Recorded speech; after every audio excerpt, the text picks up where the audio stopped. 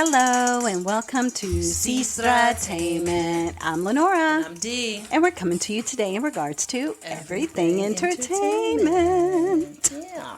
Yes. And so this week I'm going to start. And I'm going to start with a show that I started watching randomly because I happened to see a quick snippet about it. And it is The Secret Lives of Mormon Wives. Have you heard of that? Never, no. But I would definitely watch it, though. Okay, so... Sounds like big love in real life. Well, let me tell you, it's kind of like The Housewives, right? In a way. Because I was thinking this was more like documentary, because it's on Hulu. And I was thinking it was more like documentary-wise, right? Okay. Instead, it is like literally following them around on their lives. But let me give you a glimpse into what's going on. So, you know, Mormons, for example, their Church of Jesus Christ Latter-day Saints, they are really big in regards to you can't drink, you can't smoke. And by drink, you can't drink coffee, tea, anything caffeinated like that. But you can drink soda. So they said, for example, on the show that when people are going to work, the lines for soda, like fast food places and things like that, you have lines like you would be going to Starbucks, but there's no need to have a Starbucks because they can't drink. That they take is sodas. So they said when you have parties or things like that, just know that you're going to have big, huge 32-ounce sodas that everybody is drinking. That's their high. Is drinking sodas, right? You know, some women wear certain undergarments because they're more like a lot of them have to wear it. You have to wear certain undergarments and things. Too. I'm not 100% sure. Yeah, I think it's like a whole outfit. It's like a white t-shirt and then like bloomers. Yeah, like something they're like boxers, but they're super long. They're like down to like the top of their knee or something. Oh, wow. Well, I don't remember them talking about Mitt Romney and all that other stuff. And they're saying like that's how they dress. And well, all I know is that for this particular show, all that's out the window. Oh, okay. So they're all Mormon wives. And they're all, you know, in the church, in the faith, all of that. But this is what the beginning of the show is like. Hold on. Let me press play here. All right. So this is a woman who, created Mom Talk. So on TikTok, it was Mom Talk. Guys, a group of Mormon moms making TikToks. There was something freeing about it. When it comes to the Mormon scale, there's definitely a wide range. Some are more Mormon than others. But in Mom Talk, I don't feel like we should judge people whether they're going to church every Sunday, wearing their special underwear, reading their special book. We are a new generation of Mormon women. We have a platform that the generation didn't have before us. They're just followers just in a week, like 9 million. Stigma of gender roles in the Mormon culture. Mom Talk blew up overnight. I gained like 60,000 followers just in a week, like 9 million views, and I was like, whoa, like this is crazy. I think I have about 1.5 million, probably 2 million followers, and then it just turned into this whole group is swinging with each other. What?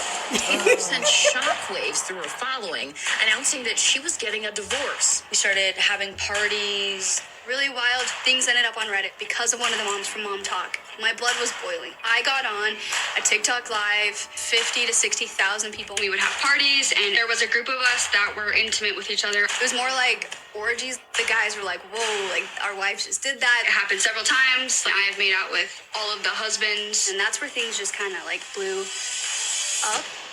Okay, so what? That's very anti-Mormon. Okay? That went a whole left turn, right? Yeah. So you have where these women, right? They're all Mormon. They're all hanging out together. They're having fun. And then all of a sudden, one of them is like, you know what? We need to challenge the patriarchy. Why don't we have something where we can start a social media thing? We're all at home. We're stay-at-home moms. So let's just do something for us. And oh, by the way, we might get a following, and we might have some people who want to potentially pay us to be product endorsers and do that user-generated content or UGC and all that kind of stuff. So anyway, they were like, oh, somebody could want to do that. And then we can also be breadwinners for ourselves and not have to depend on our husbands, fight the patriarchy. Yeah. So they decided to start dancing on TikTok. So you would see all these Mormon moms, 6, 7 of them, something like that. It started off with 4 and then it grew to like 8 and, all of that. So anyway, they would all do these routines, dances, stuff. You may have seen them. If you have ever heard of people talk about mom talk instead of TikTok, then that is where that got created. It was from Taylor, who is one of the Mormon moms. One day she decides to go live as she's getting a divorce from her husband and everybody's just thinking they have this amazing marriage. Mm-hmm. She goes live and just breaks down and starts talking about all the drama, everything that they're going through. And oh, by the way, we're kind of a group of swingers. So as I'm getting a divorce from my husband, I kind of fell for a particular person that we invited into my bedroom or our bedroom. And I started a relationship with that person outside of my husband. And now we're getting a divorce. And so everybody is like, what? Now these other Mormon women are like, what you talking about? Why are you making it sound like it's all of us? Oh, okay. If that was you and some other group of people, fine, like Mormon families, but don't make it sound like it was all the mom talk people because all of us did not know that this was going on, but yet we are attached to you, so we're guilty by association. So the church started looking at them differently. Their friends started looking at them differently. Everybody's asking, are you doing this? Who's the swingers then? So that's why I wanted to watch it because I was like, who are the swingers? Still don't know.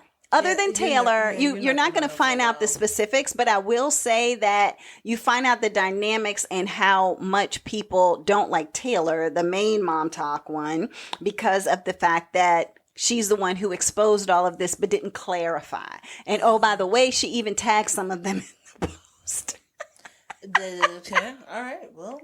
Oh my God. So she's a little spitfire. Yeah. So she's a little spitfire. She's like the whistleblower for the Mormon SLS group. I don't know. But anyway, let me go through the whole crew, right? Okay. So you have Taylor. She was married. Again, she was the one that announced that they were all swinging. She's a part of that whole scandal, right? She has a boyfriend, Daytona, I think is his name or something like that, that it's on again, off again. Horrible, horrible relationship in regards to what they're showing on this show, of them yelling at each other, we're in love. Yelling at each other, we're in love. Yelling at each other, we're going to have a baby. You know what I mean? And it's like, what is going on? So, but at the same time, she gets arrested for domestic violence with him.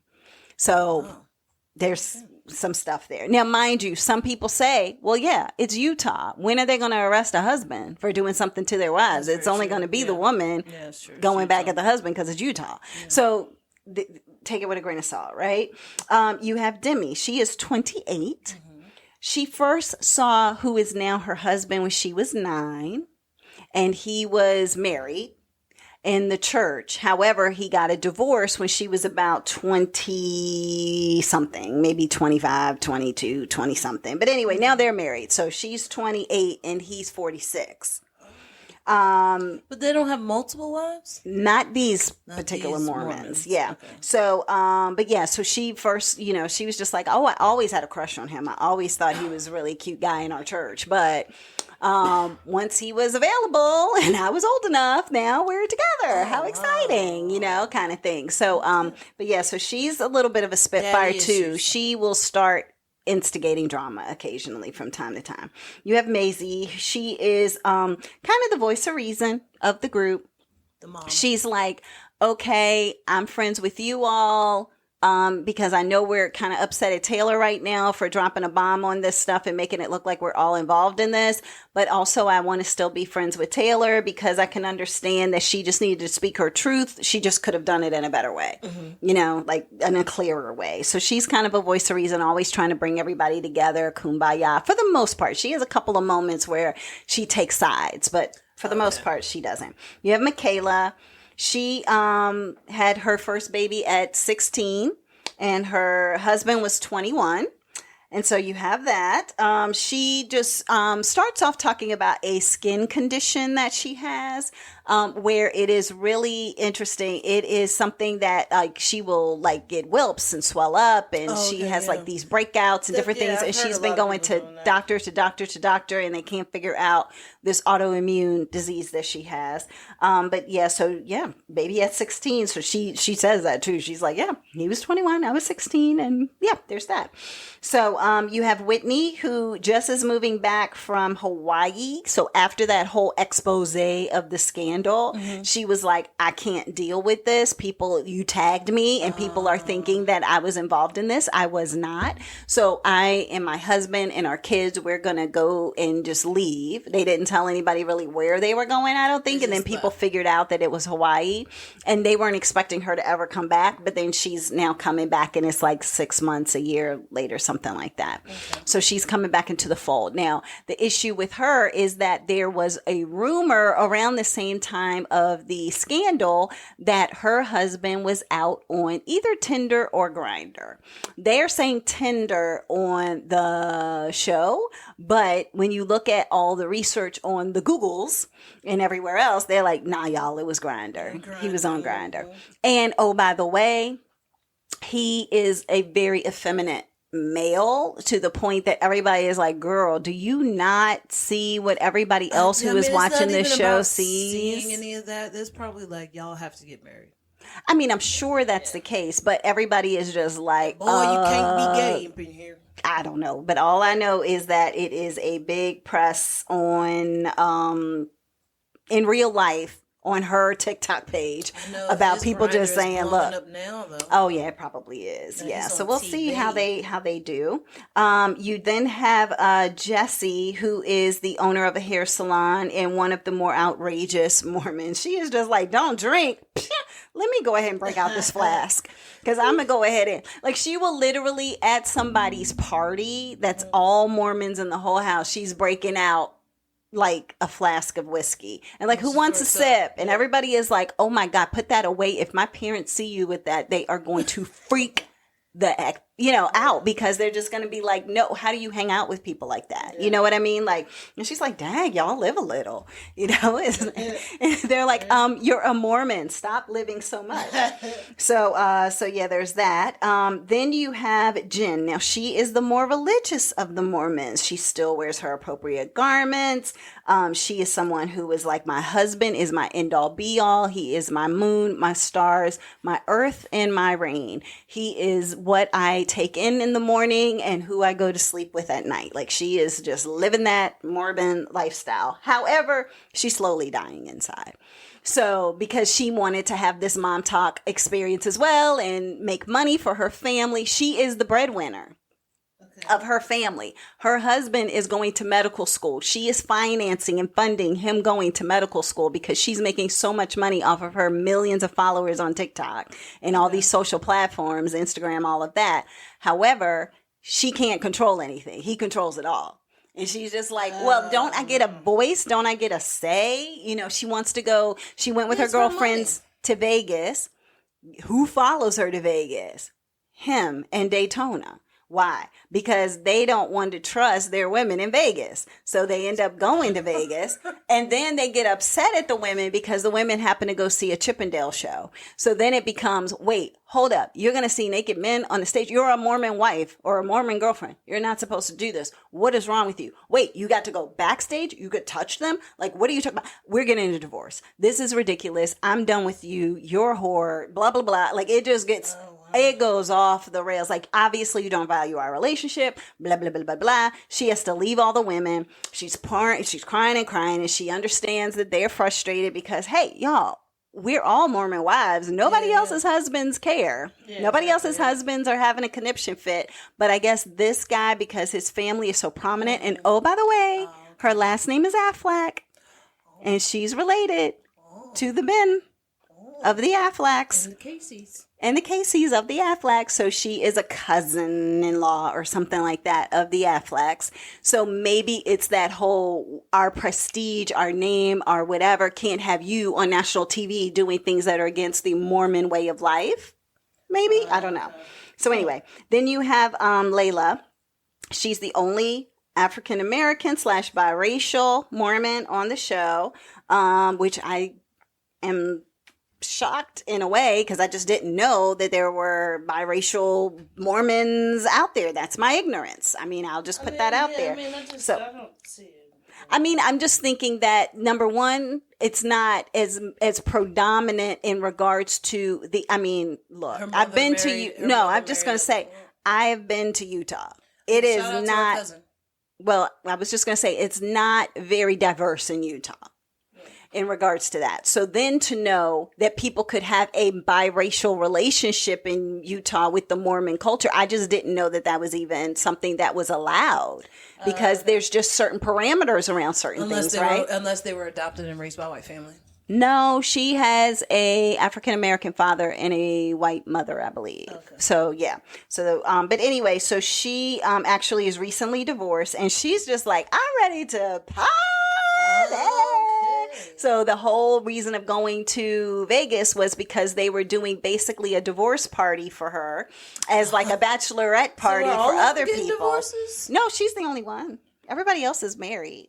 But the guy threatened divorce, but it doesn't mean that they're actually going to get a divorce. You know how that goes. When they went to Vegas, they was like upset. So yeah, well, yeah. He was upset, but no actions followed.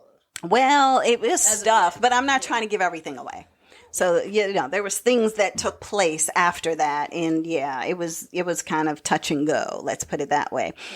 So anyway, but the show is truly about these Church of Latter-day Saints, Mormon people, the culture, the no alcohol, no coffee, no gambling, which is interesting because that same husband who isn't financing anything and his wife is paying for everything gave him $2,000 to gamble while he's in Vegas, but she can't do anything outside the culture, but he potentially has an addiction problem to that.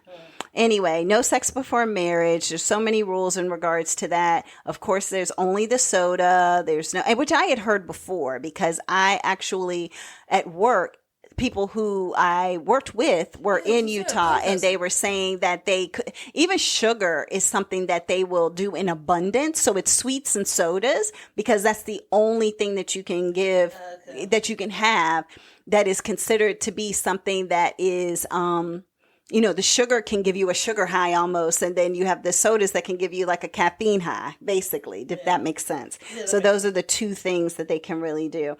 But yeah, so it's all this whole story about the swinging, about what was going on, who was involved, how the other ladies are taking it, that one lady exposed this. And oh, by the way, like one girl was like, oh yeah, me with my 49-year-old husband, we were just hanging out at this particular event. I didn't realize that when we left, that's what went down once we got out of the house. But she said that I was realizing that Taylor was very flirty with my husband after she had been drinking. And she was leaning over him and whispering in his ear and, you know, talking to him and saying something like, I don't know. It was something that she had said to her husband that you know, Demi, the girl who was the younger one, was like, I didn't appreciate that. And then another husband said to her husband, which he said he didn't even think about until after he heard that all this came out, where the husband was like, so what do you think about the how attractive the other wives are here, or something to that effect? You know what I mean? Like going up to somebody and saying, well, what do you think of the other wives? Do you think they're attractive? Like feeling around to see if there was something.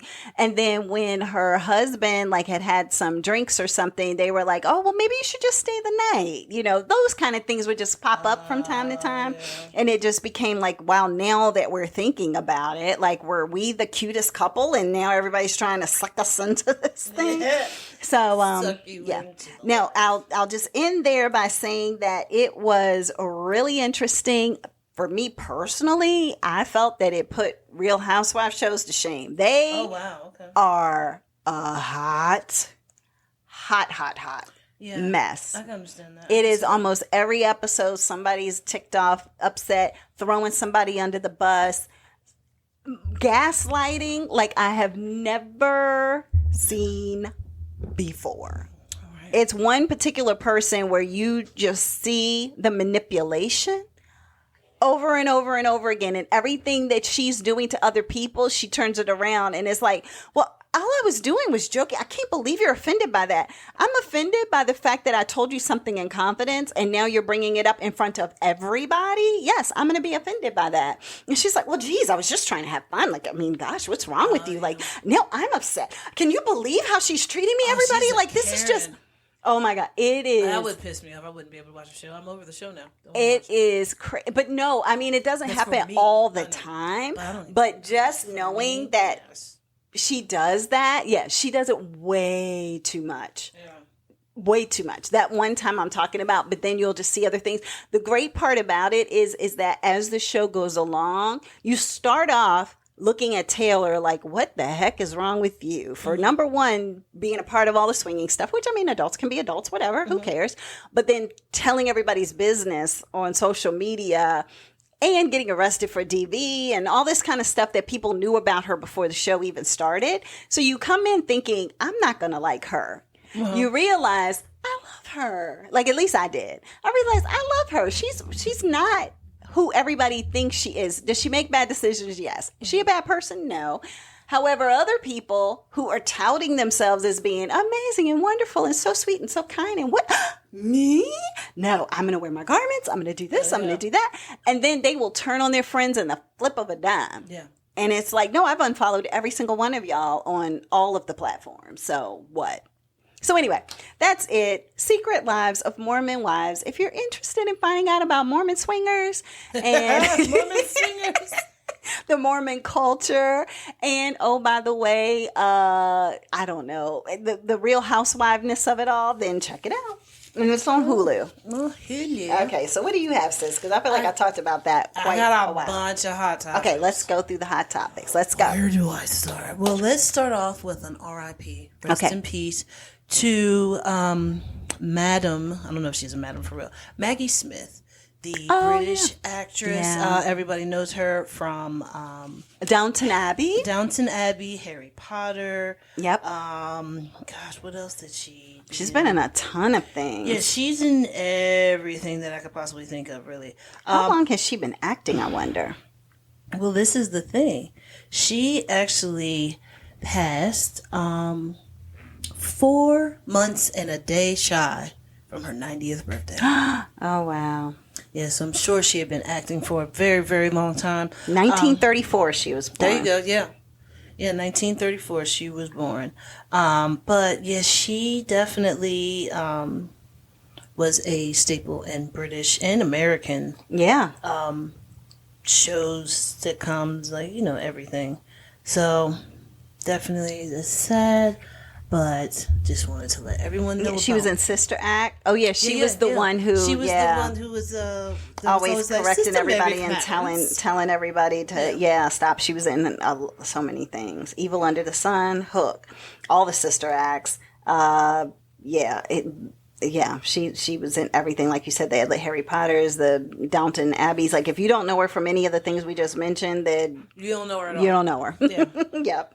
All right. Exactly. So I had that. Also, in Melbourne, Australia, there is a penguin. Oh. That is twice the size of his mother and father. Yes, baby penguin. Baby penguin, yeah. And this is some info that I got about him. So let's hear. They come in all shapes and sizes. Well, have a look at this. Meet a Pesto. He is a baby king penguin. Yes, still a baby. Born in January, weighing just at 200 grams. He's now 100 times that. Twice the size of his parents. And the biggest penguin Melbourne Aquarium has ever seen. Pesto has millions of online followers worldwide, including the singer Katy Perry. Yeah, he got Katy Perry. It's like, I'm following you. Mm-hmm. Yeah, so, there's a really huge penguin, and it's supposed to be a baby, but it's, like, ginormous. He's twice the size of his parents, and he is brown like the rest of the baby penguins, but he's a giant. Wow. Gigantor. So, so everybody's been coming through, so now the a lot of people have been going to see him. Yeah, makes in sense. Australia. So with that happening now, it's more money coming in Australia with all the tourist excellent. stuff that's going in Yeah. there. So yeah, that's another thing that I had. Another thing that I had that I wanted to talk about was all the information about Kim Porter's leaked book. Oh, okay. So I heard a couple of different things about this book. One, the gentleman who wrote it said that he just got the information, didn't ask any questions, went ahead and collaborated. It was like some of her, what was it? Some of her like letter, like her journal. Oh yeah, So that's then what was taking her journal and making her journal into a book to make it like a book. I can't remember. It's like 18 chapters or something like that. Somebody was on TikTok Live and read the whole thing. I listened to it. What? Yeah. How did they have it? They bought it on Amazon. Wait. The book is out on Amazon. It's a bestseller. When did her book get on Amazon? Earlier this week. Yeah. Are you kidding me? Not kidding you. Wait. So what is this timing? I'm so confused. This is the thing. So the name of the book is Kim's Lost Words, and I think that they were saying that he was putting it together around the time that the Cassie stuff came out. Okay. And was like, well, hey, I guess he's about to go down, so we might as well go ahead and put the book out there. Put the book out there, and with them putting the book out there, the family is like, this is not real. Yeah, because they're saying that is not. Yeah, I did hear that her sons and daughters, and I mean their sons and daughters or daughters. I can't remember. Daughters, Sons twin girls. That they are all saying that this isn't their mom's work. Yeah, it's not anything. So is it authorized? I mean, I guess it's not authorized biography or whatever. Yeah, but how do you? It's not, and that's not what it's just called. Kim's Lost Words, and it has a picture of her on the front. Oh, okay. So it could be nonfiction. We don't know. Somebody said it could be an AI book. I think it could be an AI book. Oh my goodness. Okay. So yeah, there's some names that are mentioned in there, but I don't know for sure about the way that some of these stories are told in there. I'm like, this can't be real. Oh, but then also, I didn't know about Mormon swingers, so there's that. Well, so let me tell you what I found out, and I don't know if this is true or not, but Blink Twice, the Zoe Kravitz movie. Yes. That her boo is in. I don't know. They're not married yet, right? They're just engaged. No, yeah. So anyway, Channing Tatum, by the way. But yeah, I heard that is based on a mix of Epstein and Diddy parties. Oh. That whole, and they said that is crazy. I haven't watched it, but now I want to watch it. Oh, yeah, me but too. they're saying trigger warnings, left, right, up, down, sideways, back, forth. Okay. It is, they make it sound like it is horrific. Okay. But they're saying that she got it from somewhere. Oh. So did she see, experience? No, whatever. But there's like, this is way too coincidental. Who got it from somewhere, the writer? Zoe. Oh, Zoe. Wait. Zoe Kravitz is the one who wrote it, directed it, did everything with it. I didn't know she wrote it and directed Yes. it. I thought it was just like she was part of it. No, she wrote it and directed it, and she was going to call it P Island, was what she was originally going to call it. But then Channing was like, she couldn't get approval to call it that. So yeah, but P Island wouldn't have been like P Diddy. It would have been. No, it was going to be. Right, it was Vaginal Island, not P as in Diddy. Yeah. So, but anywho, yeah. So I just wanted to throw that in there as we were talking about that. So, so there's a couple of more things that happened. Allegedly. Allegedly. Shout out to Mikey P. So Hurricane Helene has hit the coast and is messing everything up. Yeah. Like, bad. A lot of places are flooded. I think the mayor or the governor or something like that in Florida said, evacuate now. If you don't, please take a permanent marker, write your name, date of birth, so any contact. So then that way we'll be able to write on yourself. You write on yourself, on your arm, on your leg. Yep. Wherever, so then that way we would be able to identify you. Right, like basically, this is your opportunity to get like out, leave, or else. And if you can't, then we're gonna go ahead and just. Yeah, we can't say that we can save you. Yeah, because they're not going to be able to. They'll put themselves in danger. Yeah, exactly, So, exactly. They've given everybody fair warning. But let me tell you about this. I watched like a part of the news. It was like ABC. was watching ABC News this morning, and they were talking about the hurricane, and then they showed a clip, and there's literally waves that are hitting the side of a highway and like coming over top into the highway. Yeah. And people are still driving down this highway. Wow. Like your car's about to be swept away. Yep, like swept you're driving away. in water, and then the ocean is coming and making its waves. Nobody And you're cares. saying, you know what? I can make it in my I can Ford make it. F-150. Yeah, I can make it. Absolutely. I can make it in my, little Kia. Whatever. It doesn't My matter. smart car. Yeah, I my put smart wings car. on it. Right, exactly. I don't have a back seat, but who cares? Yeah, who I got cares? this. You know what? Yeah, exactly. It's fine. I got you. So yeah, that was another thing that happened. So definitely thinking about those people who are affected by this hurricane. 100%. Yes. Because it came in through the Gulf side, very strong, hit the land at a huge and strong, and Gulf side, which is rare. Yeah. And so therefore they were saying, because like Gulf side typically is more like Louisiana or something like that, on that side. This came through the Florida side, on the Gulf, which made it that it doesn't really happen that frequently. So they said it's the biggest storm that has hit that side or that part of Florida from the Gulf perspective.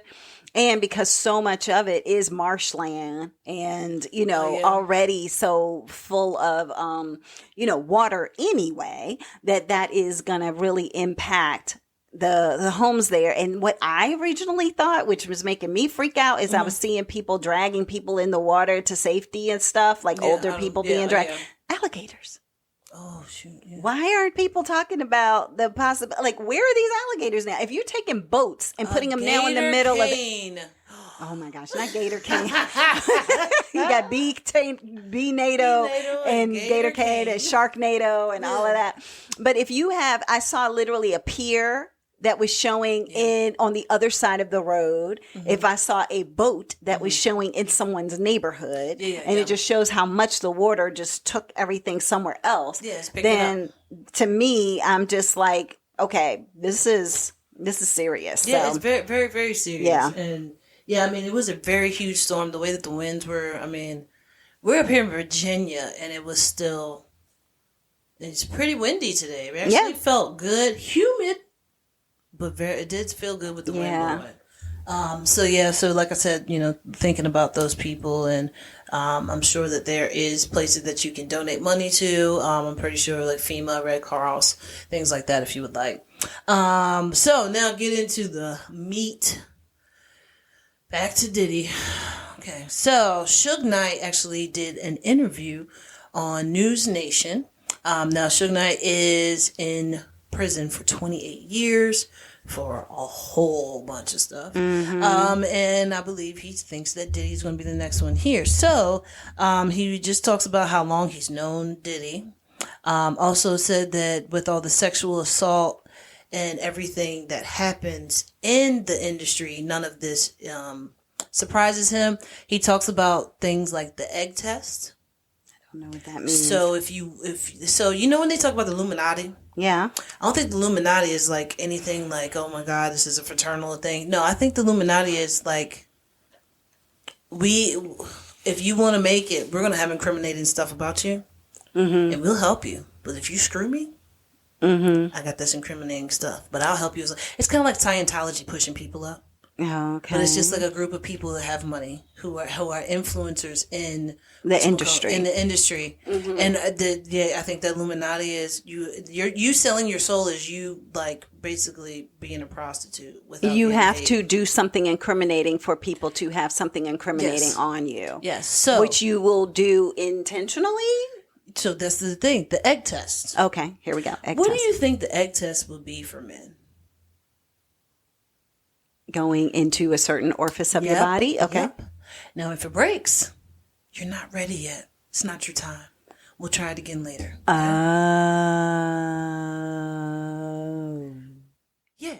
Sorry that lasted so long. As I was just thinking, I was like, So once you can pass the egg test, then it's like, okay, you're ready. Then that means that you have the ability. endured enough so that way you have the ability to be able to have enough dirt on you to be able to. I guess because I feel like you doing that, I don't want to spoil some things, but if you have watched something that Ryan Murphy has came out with recently, then you would understand the egg test and why they were doing the egg test. So therefore, if you can stick a egg in your rectum, what else can you fit in your rectum that might be the size of an maybe egg, smaller or bigger than an egg? Yeah, so I think that was a test. Like, are they gonna, they clench up? If they clench up, they're not ready to get, Yeah, but are you even willing to do the egg test? Because if you're not willing to even attempt the egg test, then that tells you that your career is pretty much done, is what you're saying. Exactly. Okay. So, but if you're willing to even consider it, to fathom it, to participate in any way, shape, or form, then they're like, okay, we got them. Because we've got them at least thinking in this way of saying, I'm willing to do this because of what it is that I want. Exactly. I want to have all this money. Yes. So this is Suge Knight actually talking about this. Yeah. He also talks about how Diddy was taught this. He said, this doesn't surprise me at all. He said Diddy was taught this. He said he hung out with Clive Davis, Russell Simmons, Andre Harrell, Jimmy Iovine. He was like, that's what those they are all did. the names of everybody that his bodyguard said. Yeah, he's like, and he's every like, single one of those names. That's just how they acted. That's what they did. That's he was like, it wouldn't be surprising me if a lot of these things, like other things that are coming out, are true. He's like, I don't think anything is going to be. He said, a few stories might be elaborate, but he thinks that it's going to be. So, do you then go to think that every single person that he has been associated with in one way, shape, or form and has helped had to have passed said test? If he's helped them, I believe so. Not that test. That's one test. Yeah, that was just one test. But yeah, so he might have a whole different test that he could have a ton of other different tests. Yeah. Oh my goodness, this is just so. I mean, like, it's almost like, is it worth it to get into the industry when you know you literally, if I mean, you really have to call it selling your soul, but you can't. You can't go into it and come out of it the same way ever. Yeah, I mean, you're going to grow and, learn and be educated along the way in some areas, but this makes it sound like you will be tormented or tortured or something. Like something is going to come. You're going to come to a crossroad where you're going to have to decide who are you and what are you willing to do. Exactly. And what are you not willing to do? Exactly. So the thing is if you were doing this to people, then that means it must have been done to you. Yeah. I mean, I don't know. If it's a test like that people know about in the industry, then that tells me that there's a ton of people who've done it. Yeah. Oh, yeah. But I mean, but the test could change. It might just be that test might have been the test of the time of Andre Harrell and Russell Simmons and them. Oh, you want to come up? This is what you got to do. Right. But I'm just saying that now the test could be anything. Yeah. It could be watermelon. No, I'm just joking. Sorry. Watermelon. I joke. I kid. It might be lemon. I don't know. It could be anything. Yeah, it could be anything. I mean, and it could be just a totally different test. It could be like, are you willing to do this? Are you willing to lay beside me here? Are you willing to do X, Y, and Z? Like, it could be any number of things. Yeah. So, I don't know. Also, Suge Knight had also said that he feels some type of way about some of the other rappers that are in the industry not being whistleblowers and be like, you was there, you saw it. And you didn't even try to help. You didn't say nothing to nobody, nothing. There was a young lady who actually, who was suing Diddy, and she was talking about how her and her friend ended up getting sexually assaulted. They got drugged in the studio. Is that the one that has Kanye Gloria West with her now? Gloria Al? I have no idea. I'm sorry, the attorney. Okay, never mind. Okay, but she was basically saying that that she was drugged. Could tell she was drugged because she said she barely took a sip. She said every time that she went to go take the cup up to her mouth, Kanye and Diddy were looking at her like, yeah, like drink it, like looking at her, smiling, looking at each other and looking at her. And she was like, so she said a couple of times I just put it up to my mouth and that was it. She said, but then when they were like, come on, cheers, and was trying to tip the cup up, then she was like, okay, I'll drink some. And then she said she immediately started to feel sick. And She said that her friend got really drunk. She said her friend does not drink. Friend got drunk and was like, I'm going to go to the bathroom. And she's like, no. She said her friend was being extra, being loud and everything. She was like, she's a shy, quiet girl. This is not her. She was like, so it can't just be alcohol. It has to be something else. Because she was like, I've seen her drunk before. Yeah. And said that, that she went to the bathroom and then that's when Kanye and Diddy, allegedly, kind of got the girl to like rip the girl's shirt off or were asking her to take her shirt off. She was like, no. And then they kept getting closer to her and like trying to pull her shirt off and stuff like that.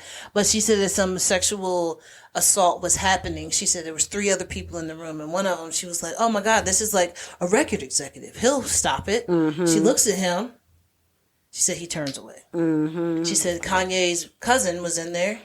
She looks at him and says, like she mouths help. And he looks down at his phone and turns his phone. Because they're used to seeing this stuff. Yeah, they were just like, yeah, we're not even, that's it. Yeah. So she talks about that. But then also another thing that happened was in 2001, Talia Graves said that she was sexually assaulted and violated by Diddy and his bodyguard. And she has information about that, so she is now trying to press charges with that. And then also, FBI was going through Diddy's house and found a tunnel in his house, in his bedroom, underneath the carpet. Looks like it was just built. Mud and everything all on the walls, the floor. Wait. Yeah. Of his bedroom walls? Yeah. How did they just find it then? They've been in his house searching. How did they just find a room with mud? It was under, no, so like they probably saw some mud and was like, what is this? They saw the carpet in the corner was pulled up. So, but this is allegedly what FBI has found. I've heard this from 3 different sources. Okay. One of them I want to say might have been the Daily News, but I can't remember.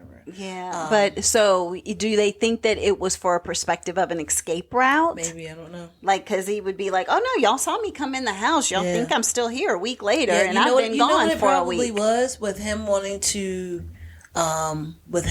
to be on house arrest or whatever it was. Oh yeah, he was trying to get on house arrest. And all this other stuff. And so, but he could have potentially he's like, I'm not going to leave. Yeah. And I wonder if that was because he had reached out. He's been reaching out to some of the people who have been accusing him of stuff and trying to get them to be like, nah, don't do this. I'll pay you money. I'll pay you whatever. Yeah, because they said he's going to intimidate witnesses. He called one woman 54 times. Good gosh. Yes. Well, then you know he did something to her. Absolutely. She's got 100% proof. Absolutely. Why would you call anybody 54 times? Thank you. Diddy's older bodyguard does go and talk about a lot of things that have happened. Oh, yeah. Was it Gary or somebody? I don't know. I forgot Heavy set dude. Yeah, but he talks a lot about things that have happened. But also, so with all those Johnson & Johnson's baby oil, I can't say it's Johnson & Johnson. It might have been any kind of baby oil. Yeah, any kind. But with the baby oil that they seized out of the house that they took out of Diddy's house. The thing is, why would they take baby oil? It's just baby oil, right? No. There is a woman on TikTok who says, I believe it's GHB. She said GHB is a date rape drug. Yeah. And it's clear and it's odorless and all this other stuff. So she said that she's thinking so they have to test it. Yeah, so she's thinking that what they were doing was taking those and leaving those bottles and it's like having you got the GHB and you just put it in those bottles. So and then if somebody opens up a cabinet and looks, it's just baby oil. Doesn't look like GHB. It's just a bottle of baby oil. Right. But actually it's GHB in there. But that's a ton because you don't need that much to put in somebody's stuff to get them. There have been people talking about people who have been going to Diddy parties that are, saying, yeah, I remember going to a party and I was there for 15. I got there after an award show. I was there. There's about 15 other people. And this is the second person that I heard say there was 15 other people in the house with me and Diddy. And they said that, we were sitting around talking and everything, laughing. And then they was like, oh, you got to try this. It's really good, blah, blah, blah. And he's like, okay. So he said he goes ahead and drinks it. And he said he's talking. He said everything starts to get kind of hazy. He was like, oh, where's your restroom? I use the bathroom. Goes into the bathroom, makes himself vomit. Mm-hmm. Now, this is Columbus Short who says this. Oh. He's on a radio station saying this. He said he goes in the bathroom, puts his fingers down his throat so he can throw up. His manager bushes in the bathroom. Hey, what's going on? He was like, man, get me out of here. They get him out, and then like that, she was like, I'm drugged. I was drugged. I had one shot, and then I felt like I was about to pass out. I was drugged. So he says that Fabulous was saying something about, was it Fabulous? I think it was Fabulous. Oh well, allegedly. Yeah, but it was a couple of people who have been coming out and saying stuff. But now I want a lot of people to understand this because a lot of people are not getting exactly what's going on with Diddy. So don't be like Boosie and say there's nothing wrong with being freaky. No, that is not what it is. You have guns that don't have serial numbers on them.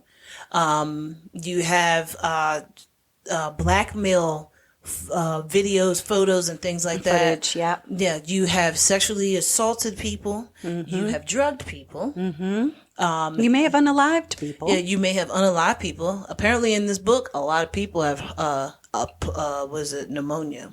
That died from pneumonia. Yeah. They talk about how Al B. Shore was supposed to, was the one who made it out or whatever. Yeah, because they still never said officially what had happened to him. I don't even think if they know. No, for real. Wow. So it's just been a lot just going on with that. So definitely, just be careful out there because you don't know if there's just a regular person out there who is like a Diddy. You know. Yeah. But that's definitely. Yeah, that's all the hot topics that I had. It took about 25 minutes to get them out there. No, it's fine. It's fine. I actually had one to add that I just found out about recently, which is that nothing Diddy related, but Hoda Kotb is going to be leaving NBC. Oh, okay. I She love retired? Hoda. So she turned 60. In August, and she said that as they had this whole 60th celebration for her and stuff at work and everything, and she was like, I always had this dream of wanting to be like an anchor and, like getting to the top of this mountain, right? So she said that while they were having this celebration for her at work, which is funny because sometimes you get epiphanies when you're at work, right? Yeah. And she said that she was standing there and it was all these people outside with signs and different things about how much they love her, and, this was such adoration. Like she just said, I felt like I was like riding the biggest wave of a roller coaster or a biggest wave in the ocean, right? And she was like, it was just amazing. It was overwhelming. She said, if you think about it, I didn't even talk much. I didn't even say much during that whole time because she was taking it all in. And she said it started hitting her like, what are my 60s going to be? What are they going to look like? I loved my 50s. My 50s brought me my children. My 50s this, my 50s that. She was just like, I got to be this co-anchor for the Today Show. I didn't think that would have happened in my 50s. And, all these wonderful things. And she was like, this is it. This right here, this moment of me standing here with all these people is my high point. Is my highest point that I will ever have. And therefore, I'm ready to ride the wave down. I like it. So now she's just and she was like, so I want to be there for my children. I am a 60-year-old mother of 2 kids that aren't even teenagers yet. Yeah, exactly. Yeah. And she was, I think her oldest might be 8 or 9. Yeah, I thought something they were like that. They're not. No twins. Nope. Okay. And so she said, I just know that I only have an infinite amount of time with them. True. And I want to make sure that every minute, every moment counts. She said, when I get out of work, of course, I'm going and spending time with them and giving them my full undivided attention when I get home from work. But work is a lot, it's grueling. It's a lot of hours. She's up at the crack of dawn to be she's up before the crack of dawn to be in a makeup chair by the crack of dawn. Because so that Al she can said be. He gets up at like 2 a.m. Yeah, it's something crazy that they do, and he doesn't even need the makeup like the women do. Yeah, exactly. So therefore, it's like crazy hours that they work. Sometimes they're East Coast, sometimes they're West Coast, sometimes they're in Paris with the Olympics. All of these different things, and so I think she was just like, it's time. It's time. She's going to step down. She is not going to do the co-anchor part, so they'll have to find somebody else. If you remember, she took over after Matt Lauer was in his whole Me Too debacle. I think that was 2017. And then you have where she also has her show with Jenna. And so she is leaving that behind as well. Right? It was Hoda and Kathy Lee, or Kathy Lee and Hoda became Hoda and Jenna. So now it's going to be Jenna and somebody else. So Jenna like a baby, like boohooed like a baby. get to see the full video because I didn't see it live of her telling the whole cast, but I did get to see the clip of her in like the Hoda Jenna show and how Jenna was like barely could talk and was like, she said, "This is snot everywhere. It's probably snot everywhere." And she was just like, "The one day y'all don't have tissues here." So then they brought over a box of tissues and, you know, you could see that Hoda was totally at peace with it. Like she was tearing up a little, but she wasn't crying because I think she knows on the other side of this is her spending time with her two girls and her whole vision has changed. And she said that there have been things that she has wanted to do and like her own aspirations, some of it entrepreneurial, that she was like, it's not the right time yet. It's not the right time. Like, okay, it's coming soon, but it's not the right time yet. And she's like, when other time is it going to be? I'm in my 60s. Yeah, that's true. Like, so if there are things I want to do, I'm excited now that I'm going to get the opportunity to do those things, spend time with my kids and do it the way that I want to do it on my own terms. So she'll be on the Today Show doing a few things here and there,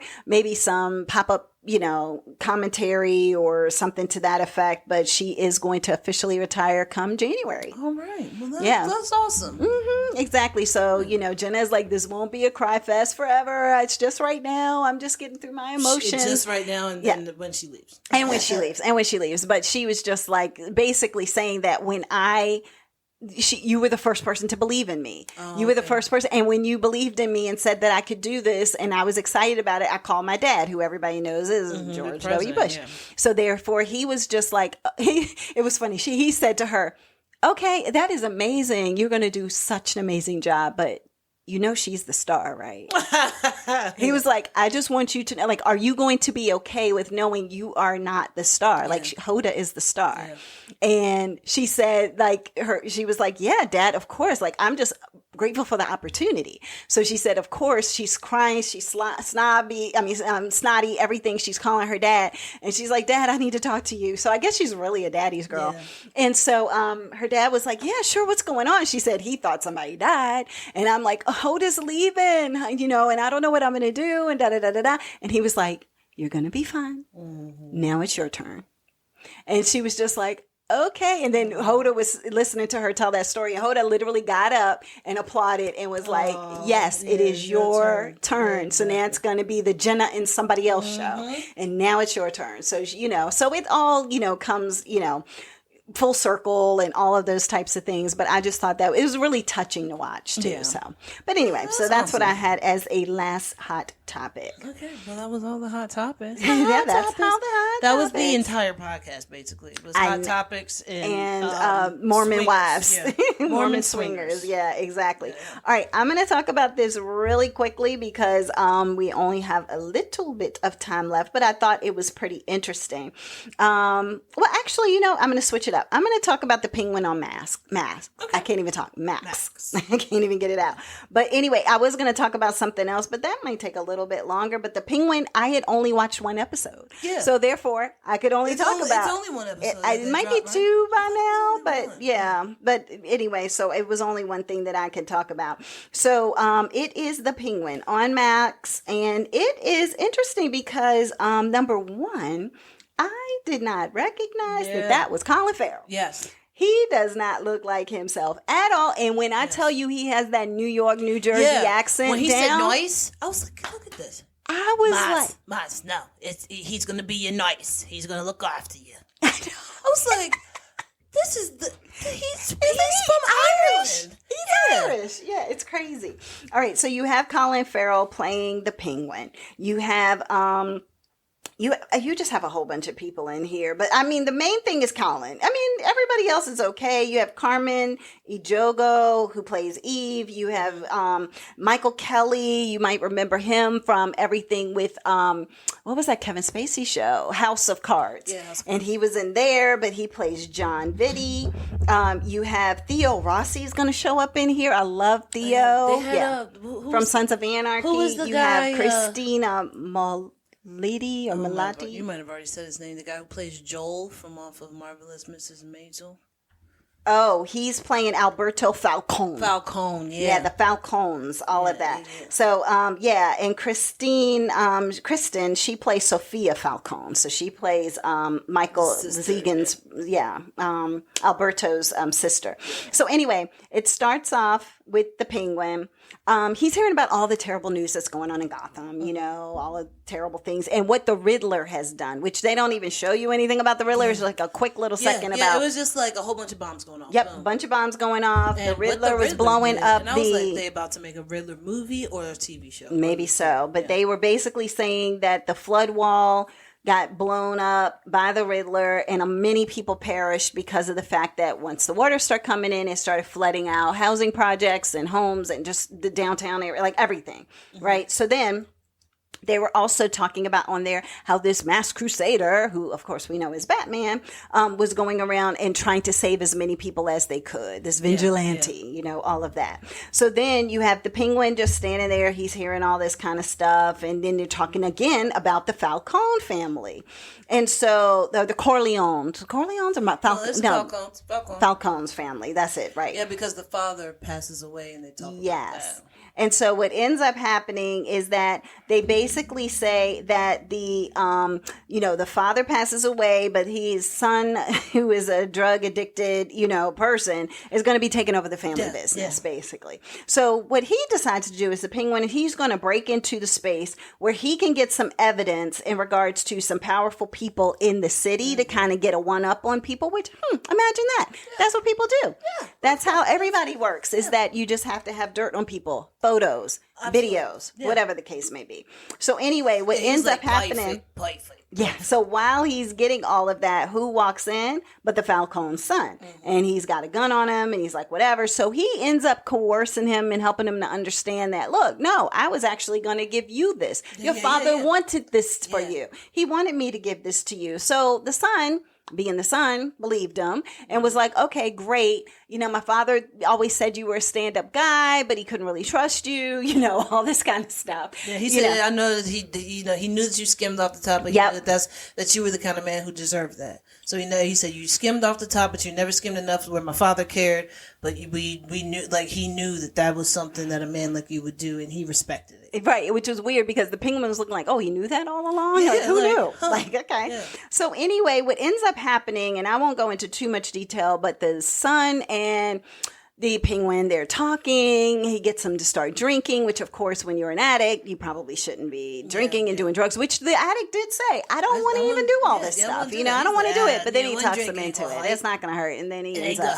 Yeah. So let's just say it ends in an interesting way. The end of that conversation. A little tragic, but anyway, so what ends up happening is that as he's leaving and heading to his car, some kids are trying to steal, his car.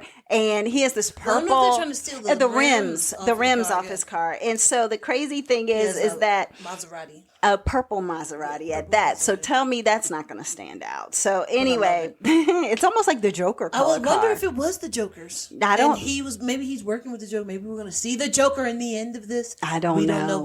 I don't know. But for a purple Maserati, I just was like, that's a little outlandish. But anyway. I liked it. So, it's not bad, but it stands out for somebody who is trying to be undercover, Yeah. So what ends up happening is that he corners this young man because everybody scatters, but he catches one. His name is Victor, or Vic, as we know to call him. But anyway, Victor, he basically corners him and takes his ID and is like, look, I know where you live. I know who you are. You're going to help me with something. So he wants Victor to help him to dispose of something. Excuse me. And in the process of that, within the first 15 minutes of the show, all this stuff is going on. And they just show the complex nature of the Penguin. He's scary. He's intimidating. He's just menacing, I guess. But at the same time, he's hilarious and hysterical. Yeah. He's funny. So, he's funny. He's a mama's boy. Yes, he is a mama's boy. You get to see that side of him. You get to see that he is trying to be methodical in his steps and in his process and trying to be 10 steps ahead of all of the mobsters that are out there. So when he thinks that one side of the family isn't for him, he's going to somebody else. But that's the somebody else that he's going to now that he went against them to go with the first side of the family. So it's he's always trying to stay ahead and keep himself afloat. When I tell you that Colin Farrell plays if he needs to win an Emmy, he needs to win something because yes, I had no clue. He did better than Brendan Fraser and Whale. I just can't. He does a good job. Like Heath Ledger did a good job. Yes. Where it's like you don't even see the actor anymore. But I mean, with him, it's prosthetics to the point that you can't see the actor. You can't see him. Yeah. I mean, the voice is like nothing. It's all the Kingpin. It literally, you know what it reminded me of? The Sopranos, where you had Tony Soprano, right? He's a bad guy. Mm-hmm. He kills people. Mm-hmm. But you... Yes, but I was going to say, but for Tony, the thing is that, yes, this is going on, but he's such a complex person that you see the humanity in him. Yeah. You see the funniness in him. You see the I don't know. You see the duality of the person, right? Because you have some people that you're just like, oh my God, they're just like the Joker, kind of crazy, psychopathic, sociopathic, whole 9 yards kind of person. And you're like, no, that's not Penguin. And how they're portraying it in this instance, the Penguin is, I can be funny. I can be serious. I can make you cry. I could make you laugh. I could make you do this. I can make, like, it's just such a yin yang of one person that it's just like, wow. And that's what I felt with Tony Soprano, right? You're watching Tony, he's whacking people left and right, but at the same time, and even his voice reminded me a little of Tony Soprano. True, and then you're watching at the same time, and it's like he's sitting on the therapy couch and he's letting his heart spill out, and you're just like, oh my gosh, listen to all this raw emotion. And now I know why he is the way he is, and the things he's lived through, and the pain that he suffered this is why he's going through what he's going through. And you see that with the Penguin. You see why he has the limp, and you see, and you know that he was probably tortured as a child, and that's why he's a mama's boy. He was probably tortured by his mom in some of this. Definitely tortured by his mom. That's what it sounded like. Yeah. But yeah, it's definitely a way that so how they've been doing these villain movies they are making you see it from their origin story. Yes. Their point of view and what happened to them and what made them this way. They're not just the crazy people that Batman's fighting. Right. No. Life made them like this. Yep, exactly. And this is the steps that took them to become the Riddler, the Joker, the Penguin and everything else. Mr. Freeze, Poison Ivy, Catwoman, all that stuff. Exactly. So definitely that. Yeah, so I'm really looking forward to checking out more of the series from the first episode. I swear, I felt like I watched 2. It's like so much stuff happened in it that I feel like it could have been 2, but it was only 1. So we're going to continue to check that out. But yeah, the Penguin, it is on Max, which used to be HBO. And I still want to call it HBO. Yeah. But everybody, that is it for this week's section. I mean, I'm like, I can't even. Well, I guess I was just saying the particular, I was going to say session, but this week's, episode, but I feel like we didn't talk about a lot, and we talked about a lot. Exactly. So there you go. Yeah, everybody have an amazing week. Take care. We'll see you next time. Bye.